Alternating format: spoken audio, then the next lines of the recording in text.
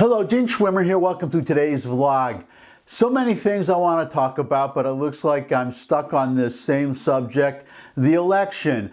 And I'm kind of in a paradox here because I want to talk about the election, but I can't really say anything definitive because as of the time I'm recording this on Friday, there are still events, I guess I could say, in stasis, not one way, not the other way, especially the presidential election, though I do have to say, well, first of all, full disclosure, I am a conservative, so I come at this from a conservative point of view. I try to be objective, but keep that in mind as you listen to what I have to say. So the bad news, if you're a conservative, is that it looks like Biden has won. There are going to be court challenges, and there's an especially important one in Pennsylvania that might change the outcome. I don't know. I haven't gone through a whole electoral college count, but that's 20 electoral votes in Pennsylvania, and the Trump campaign is suing on the grounds that the Supreme Court of Pennsylvania unlawfully or unconstitutionally extended the deadline for getting votes into the election counters, because the Pennsylvania law was that it had to be done, all the ballots had to be in by election day, and those that come in after not to be counted. But they got overruled by the Supreme Court of Pennsylvania, and they were counting ballots up until Friday. So there is this case going to the Supreme Court that those ballots, all the ones that came in after Election Day, should not be counted.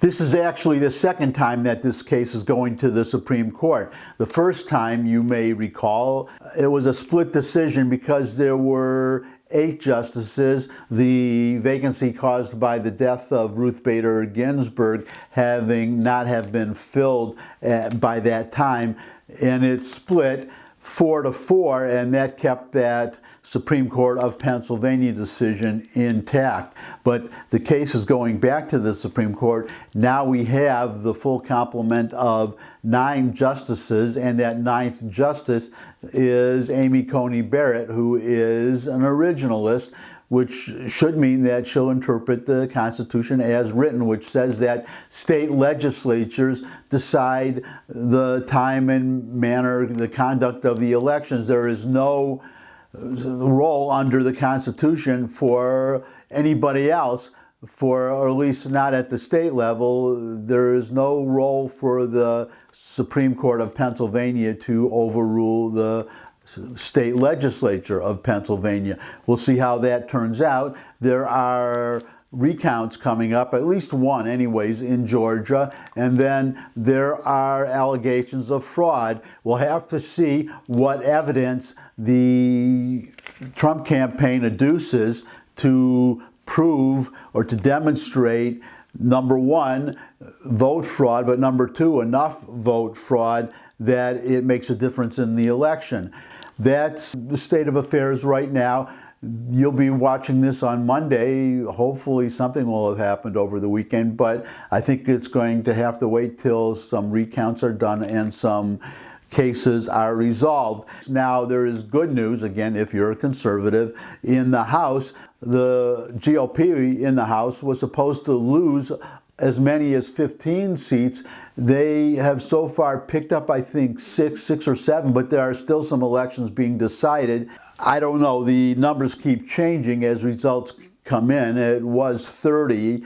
Now it may be below that. We'll have to see how it turns out, but it looks like the Republicans are doing pretty well in a number of these contests.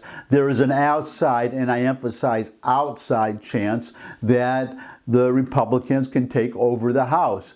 Now, moving over to the Senate, it originally looked like good news that it was assured that Democrats would not take over the Senate, that the Republicans, because that was another prediction, that the Democrats would take the Senate. They did not. The Republicans control the Senate as of now. Well, we don't know. Actually, it's 48-48, evenly divided. There are two elections again in Georgia. The problem there is that they have a runoff system. So there's going to be a runoff election, two elections, because there was one Senate seat that was filled by by appointment of the governor. In other words, before the term expired. So there turned out to be two Senate elections in that one state of Georgia. They are both going to runoffs. If the Republicans win both of those runoffs, then there will be a 52-48 GOP majority in the Senate. If they win only one, then it will be 51-49, and if they lose both, then it will be a 50-50 Senate. And if you have President Biden, that means you have a Vice President Harris who would be breaking ties. So that would be bad news on that. And the only good news in that case would be, and again, speaking as a conservative, is that the Republicans would be in a position to filibuster, and the Democrats would not. Well, actually, they would. If they wanted to go that far, they could eliminate the filibuster, because they could get the deciding vote from a Vice President Harris, and then the filibuster would be gone, and the Democrats would be able to do pretty much anything they wanted, unless some Democrats voted with the Republicans, which is an iffy proposition. The good news that would come out of that, the only good news I could think of, is that at some future time, when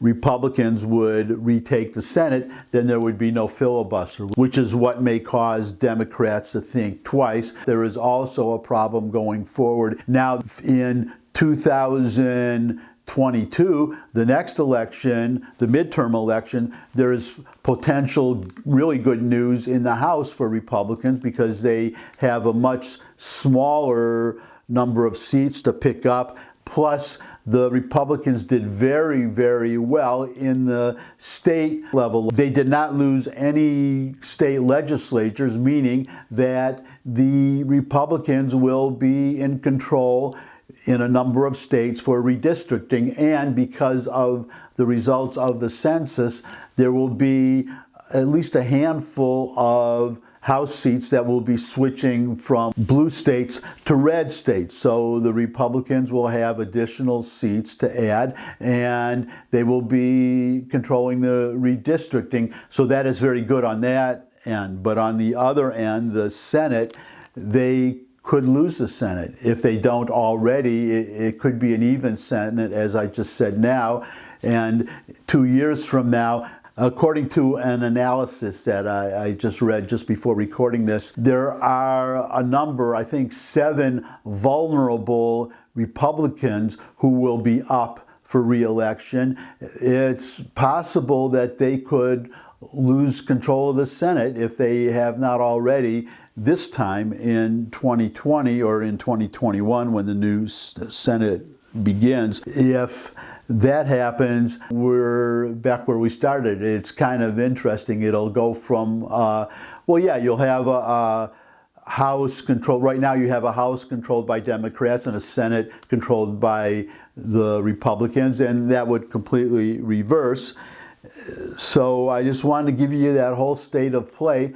The next question is, what happens going forward? I'm thinking of Donald Trump if Biden becomes president. I have a couple of suggestions. One of them is a pretty diabolical suggestion, but I don't want to take up any more of your time. And I really do appreciate whatever time you do spend with me. I try to, I guess I don't succeed in keeping these down to 4 or 5 minutes. So I really, really appreciate your taking time with me. And I'll just say Thumbs up if you like this video. Share with anybody you think would also like the video. Got any comments? Comment section below the video, where you can also put questions, suggestions for future topics.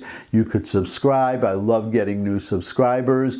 You could also visit my music channel where I put my original songs. Only 2 songs up there right now. Trying to finish a 3rd one, and hopefully many more after that. But I hope you'll visit. There's a link in the description.